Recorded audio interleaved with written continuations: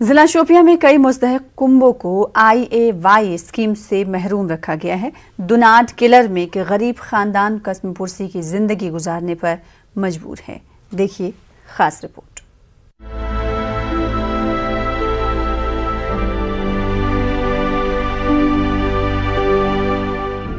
दुनाट killer Shopian में भारी बर्फ में इस खस्ता हाल ढांचे में मुकीम ये खानदान कई बरसों से IAY स्कीम के तहत इमदाद हासिल करने की जिद्दोजहद कर रहा है।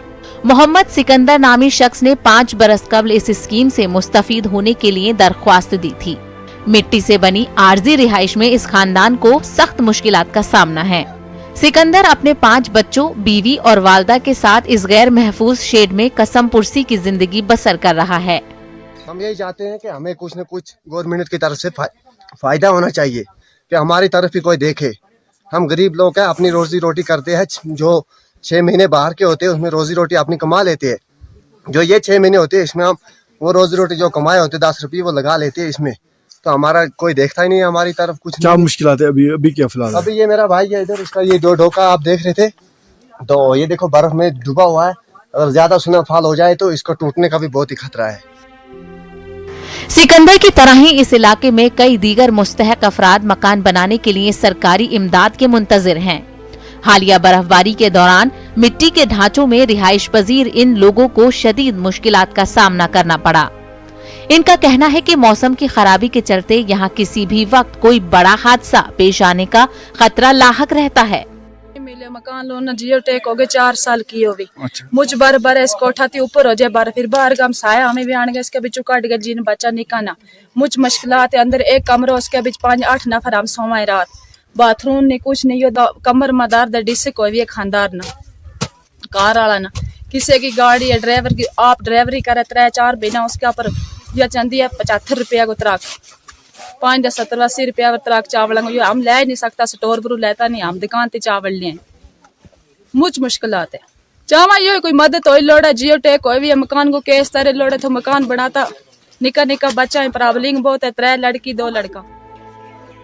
इन लोगों का कहना है कि वो बेहतर जिंदगी गुजारने और अपने बच्चों का मुस्तकबिल संवारने के लिए घर तामीर करना चाहते हैं, मगर मुतालिका महकमा शायद किसी नाखुशगवार वाक़ये का इंतजार कर रहा है।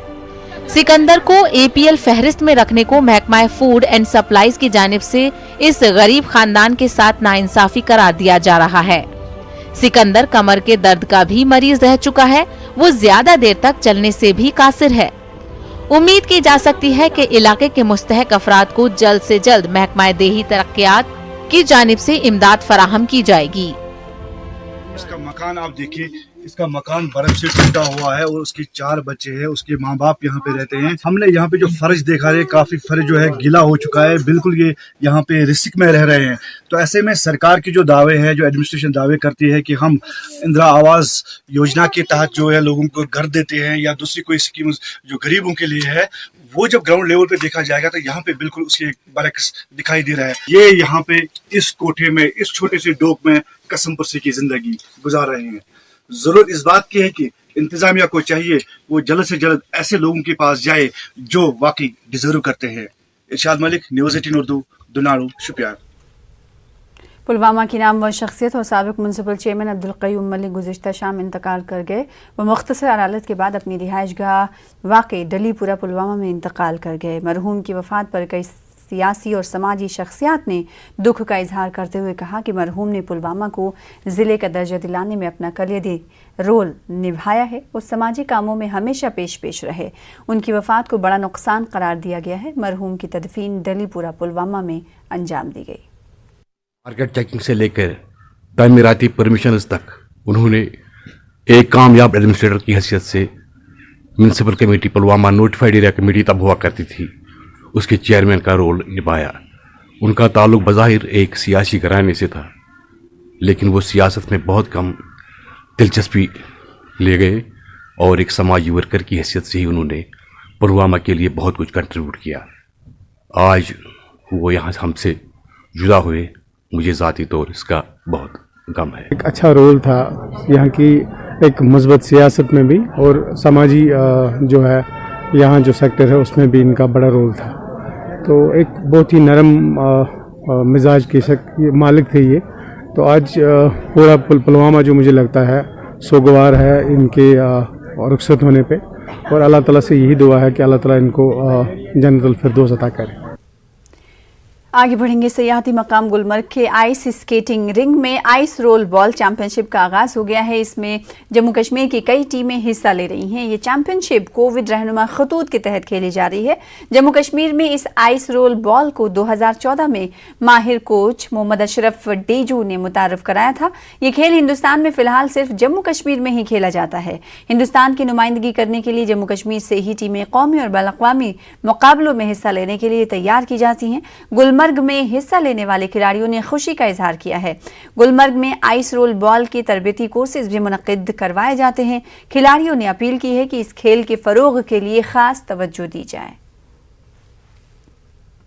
2014 से हम कंटिन्यू है और हमारे पास काफ़ी इसका रुझान है, इसके काफ़ी हमारे प्लेयर्स तैयार है और ये नेशनल लेवल के प्लेयर इस वक्त हमारे पास तैयार है। जब भी हमारा मौका मिलता है इंटरनेशनल लेवल जाने का, तो हमारी टीमें जो भी इंटरनेशनल लेवल के 5-8 कंट्रीज जो है वो खेलते हैं आइस रोल बॉल, तो हमारे जम्मू कश्मीर में जो है टीम इंडिया हमने बना के रखी है। जब भी मौका मिलता है इंशाल्लाह हमारे प्लेयर्स तैयार है। तो आपको पहले ये आइस स्केटिंग जो है बहुत थ्रिलिंग और चैलेंजिंग गेम है। जब तक किसी गेम में चैलेंज नहीं होगा तब तक वो स्पोर्ट्स मैन नहीं कह रहेगा, और विंटर स्पोर्ट्स के हवाले से तो बिल्कुल भी नहीं। तो क्या मैसेज देना चाहेंगे आप? मैं यही मैसेज देना चाहता हूँ, यूथ को खेलने के साथ पढ़ाई भी जरूरी है, लेकिन अपने आप को फिट रखना जरूर। करगिल से कुछ मरीजों को एयरलिफ्ट किया गया। उनकी हालत नाजुक थी, जिसकी वजह से 4 अटेंडेंट्स को भी उनके साथ रखा गया। Nodal officer air service Kargil ने यह जानकारी दी। इन मरीजों को स्किम्स सुरा मुंतकिल किया गया। इन मरीजों को फौरी तौर पर पेशगी इलाज के लिए डिस्ट्रिक्ट अस्पताल करगिल रेफर किया गया है और वहां पर सिविल एविएशन डिपार्टमेंट ने इंतजामिया की दरखास्त पर मरीजों को श्रीनगर ले जाने का इंतजाम किया। मरीजों के अहले खाना ने फौरी तौर पर हेली सर्विस देने पर लद्दाख पहाड़ी कौंसिल करगिल, जिला इंतजामिया और यूटी इंतजामिया का शुक्रिया अदा किया है।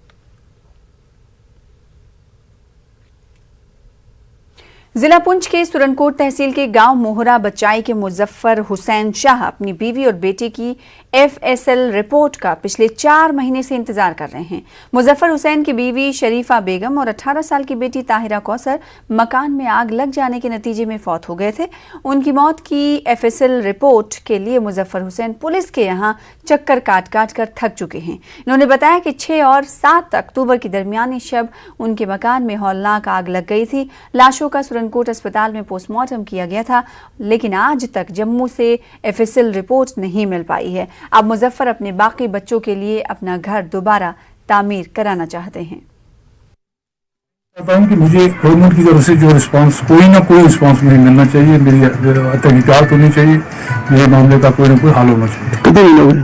ये 6 और 7 अक्टूबर से मेरा ख्याल 3 महीने और कुछ दिन हो गए, 15 दिन हो गए, और मुझे रिस्पांस मिले, मेरी कोई इमदाद हो, जिसकी वजह से मेरे जो छोटे छोटे बच्चे हैं वो अपनी जिंदगी तक।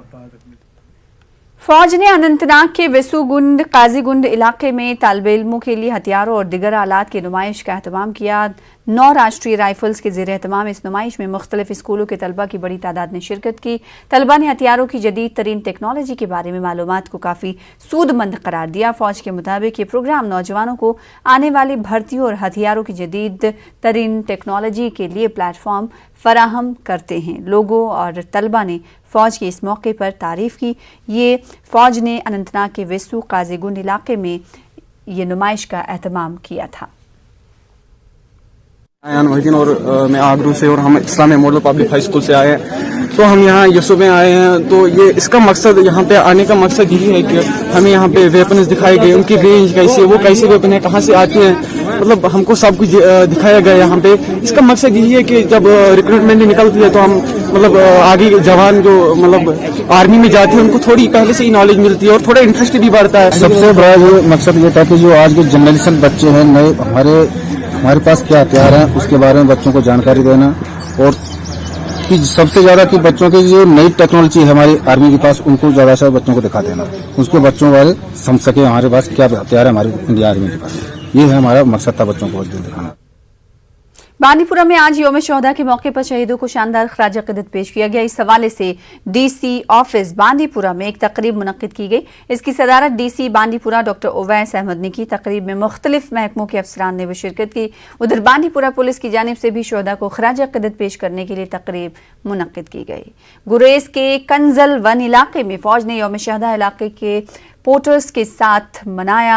तकरीब के दौरान उन पोर्टर्स की इज्जत अफजाई की गई जिन्होंने मुल्क के दिफा के लिए फौज को हमेशा अपना ताउन फराहम किया। तकरीब में वो पोर्टर्स भी शामिल रहे जिन्होंने 1965 और 1971 की जंगों में फौज के साथ शाना बशाना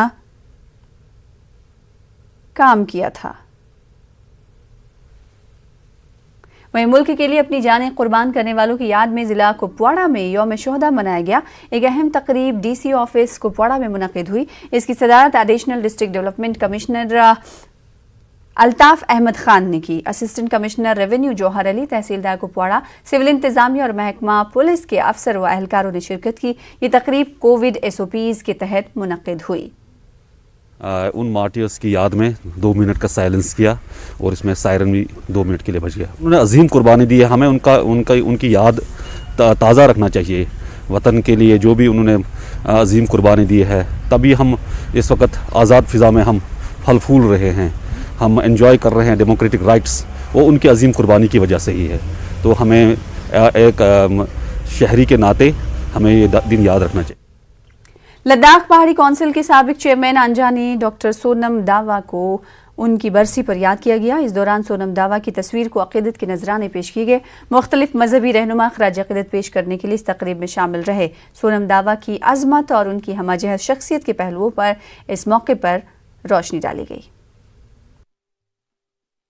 सिंसियरिटी एंड डेडिकेशन तो है ही है, उससे ज़्यादा जो है बहुत इफेक्टिव तरीके से हर एक पॉलिसी को, हर एक रूल्स रेगुलेशन को ग्राउंड पे इम्प्लीमेंट करने में एक बहुत सक्सेसफुल लीडरशिप उन्होंने लद्दाख को दिया। आज पूरे लद्दाखवासी उनके जो है डेथ एनिवर्सरी फिर एक बार मना रहे हैं और बुद्धिज़्म के अनुसार, बौद्ध धर्म के अनुसार जो है 49 डेज के बाद उनका जो है पूर्व जन्म होना होता है वो हो जाता है। लेकिन फिर भी एक बहुत बड़ा शख्सियत, एक बहुत अच्छे नेता, उन लोगों के एक जो है सेवक जो है आज लोगों के बीच में नहीं रहा, तो उसका जो लोगों को दुख तो है ही है। लेकिन इस तरह के महापुरुष जो है लोगों में कैसे हम एक रोल मॉडल की तरह स्थापित करें और आने वाले यंग जनरेशन जो है, नई पीढ़ी जो है, उनसे एक अखनूर सब डिवीजन की मथुआर में बाबा बल्लू देव जी के स्थान पर बसंत पंचमी को भंडारा, हवन और हेलीकॉप्टर से मंदिर पर फूलों की बारिश कराई जाती है। इस बार कोविड के चलते मंदिर के महंत श्री यशपाल शर्मा जी ने एक मीटिंग बुलाई। मीटिंग में ये फैसला हुआ कि 5 फरवरी को बसंत पंचमी के दिन प्रोटोकॉल्स का ख्याल रखते हुए यात्री आएंगे और दर्शन और लंगर के बाद घर चले जाएंगे। बिजली, पानी, मतलब रोड वगैरह, फॉरेस्ट वगैरह जां कि नाम पुलिस वाले हर एडमिनिस्ट्रेशन का मतलब इन्हें हर डिपार्टमेंट बुलाया, मेडिकल वगैरह। इस करी उस जी मीटिंग की अज इन्हें रिव्यू करना, सिर्फ देखना कि कौन कौन के काम किया। पहली मीटिंग का दूई च आया के नहीं आया, फिर वह इन्हें अगे रिपीटिंग इन्हें हर डिपार्टमेंट वालों को फाइनल करना। सभी डिपार्टमेंट्स को हमने ये डायरेक्शंस दे दी हैं, पॉइंट्स हमने इनको सारे समझा दिए हैं कि कहाँ पे किस तरह से पार्किंग करवानी है। SDPO साहब हमारे साथ हैं, सारे डिपार्टमेंट्स के रिप्रेजेंटेटिव यहाँ थे, तो सब ने समझ लिया है। तो मुझे लगता है कि function without any hurdle and Covid appropriate behaviour को फॉलो करते हुए ये